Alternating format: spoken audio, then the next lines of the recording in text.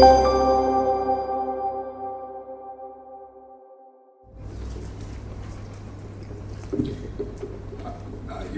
may be seated. Thank you so much, the President of the Institute of Architects, Architect Ishmael Kura. Allow me to recognize the Director of Ceremonies. Allow me also to recognize the Chairman of Architects the Chairman of the Architects Council of Zimbabwe, Architect Brighton Madondo.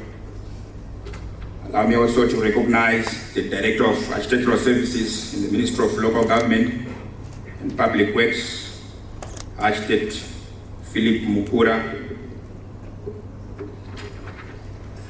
In our midst, we also have the President of the Zimbabwe Association of Consulting Engineers, that is Engineer Masimbanya Vure, the President of the Institute of Quantity Surveyors of Zimbabwe, Mr. Audley Chatora, the CEO of the Construction Industry Federation of Zimbabwe, Mr. Martin Chingaira, the President of the Building Contractors Association, Dr. Manzungu, the CEO of the Zimbabwe Building Contractors Association, Mrs. Dwelin Zindanga, the Director of Works for the City of Harare, that is Engineer Chawatama, the City Architect for the City of Harare, Architect Tobias Chombe, Minister officials who are here present, Institute of Architects of Zimbabwe and Architects Council of Zimbabwe board members here present, captains of the industry, invited guests from South Africa and Zambia, all protocols observed. Allow me to say a very good morning to you all, ladies and gentlemen. Thank you so much, thank you so much. I would like to congratulate you for attending this forum where we can exchange views with members of the construction industry. And thank you for inviting me to address you at this annual conference. The Ministry of Local Government and Public Works, as the parent ministry of the architectural profession, will always lend its full support to the Institutes of Architects of Zimbabwe and related professions. The theme this year, Africa's Urban Billion, developing climate resilient architecture and infrastructure, would not have come at a better time.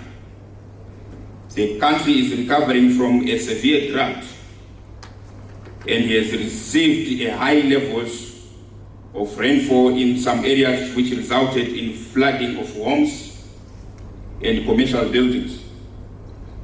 And as a sign of poor drainage,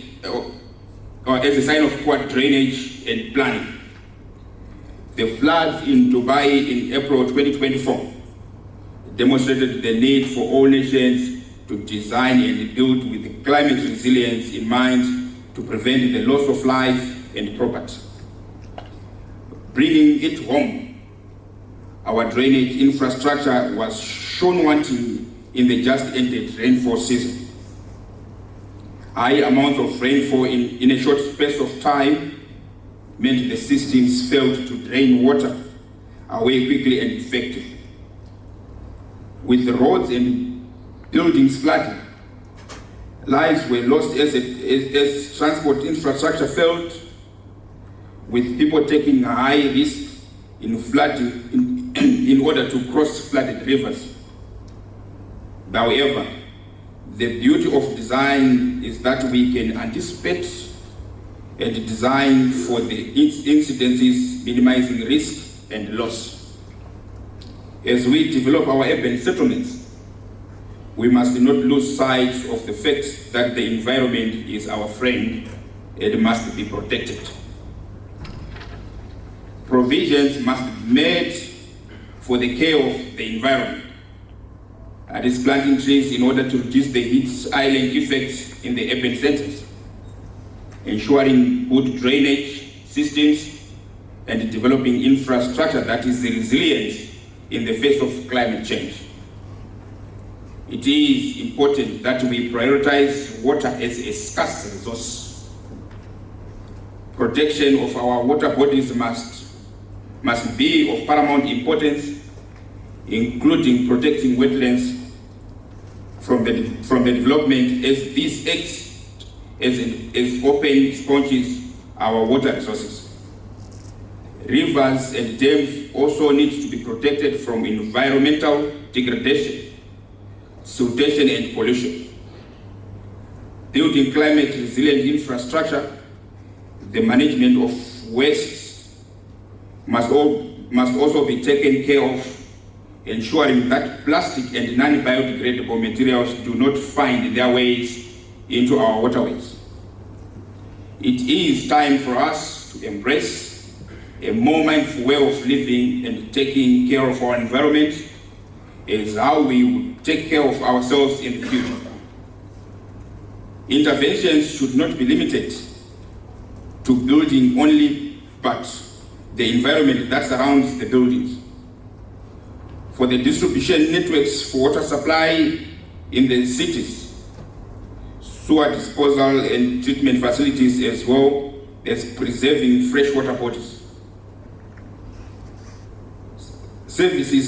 Services built for everyone ensure that communities thrive, economies grow, and cities become more resilient, and ensuring that every settlement has equal access and equitable access to service and climate protection is enshrined in the mantra of leaving no one and no place behind, as pronounced by His Excellency, the President of the Republic of Zimbabwe, Dr. E.T. Mnangagwa. The ministry in turn call upon all architects in the country to lend full support to our goals, mission, and visions for the ministry and the nation at large. Ladies and gentlemen, in my address, I'm going to focus on the following key areas. And the areas include the government's support on dealing with unregistered persons, also the inclusive growth of architectural services. At the same time, I'm going to look into the need for schools of architects to be accredited with the Architects Council. Yes.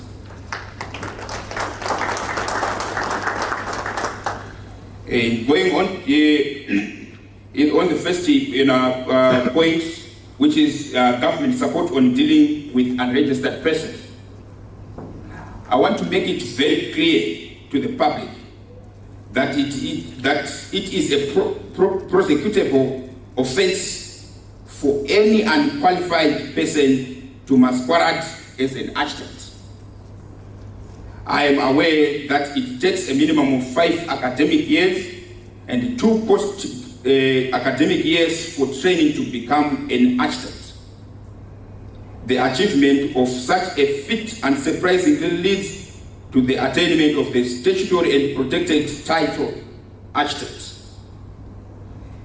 The chairman of ACZ, allow me to address you by name, Architect Madonna.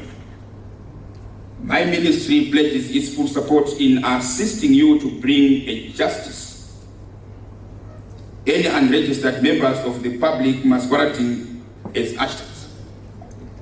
The law is the law, and I urge you to enforce it without reserve.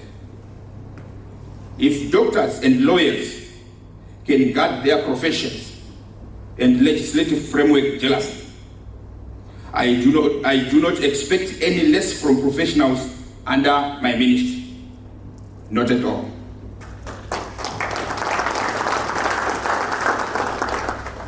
Law enforcement agents are there to lend you their full support with reserve.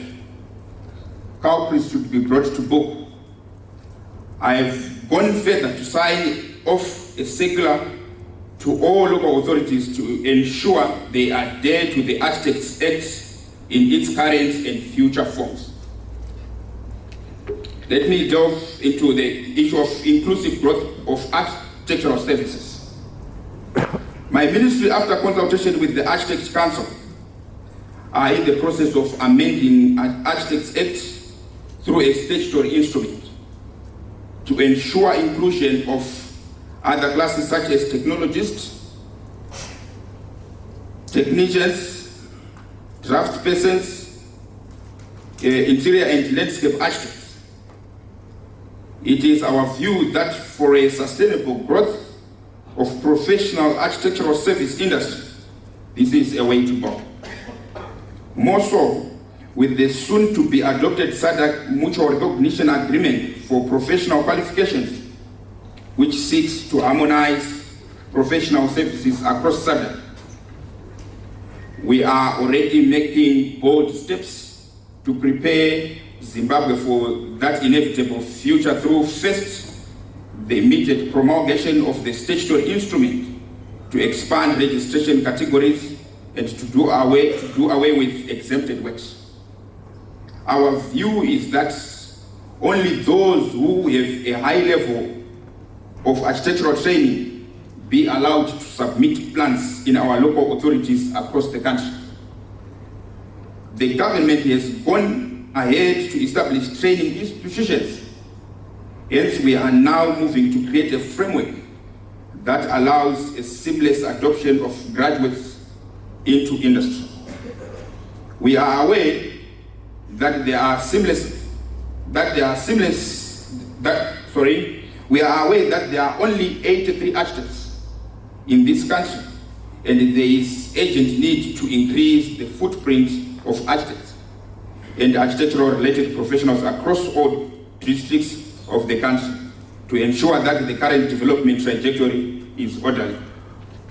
I am pleased to announce to you that the SI for immediate registration of all who have qualified in the architecture and at different levels is in its final stage at the Attorney General's office and will soon become law. I therefore implore the Architects Council to prepare the necessary framework for the thousands who will soon apply for registration. The SI is a precursor to the full Act amendment, whose principles, after consultation between the Architects Council and the Ministry's legal department, have been presented to Cabinet. Enacting a law alone is not enough. And as I earlier on indicated, enforcement will be key. We look to the Architects Council to lead this matter. Also, on another note, the issue of the need for schools of architects to be credited with the Architects Council. As a ministry, we are glad that a number of universities have started offering degrees in architecture. This shows growth in our country.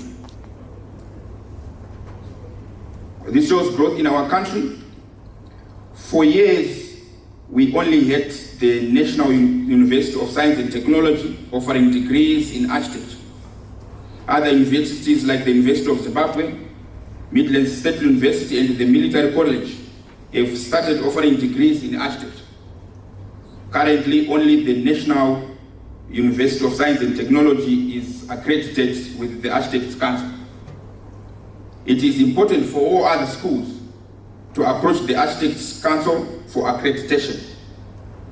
The role of ZIMCE is to regulate and ensure quality in higher and tertiary education.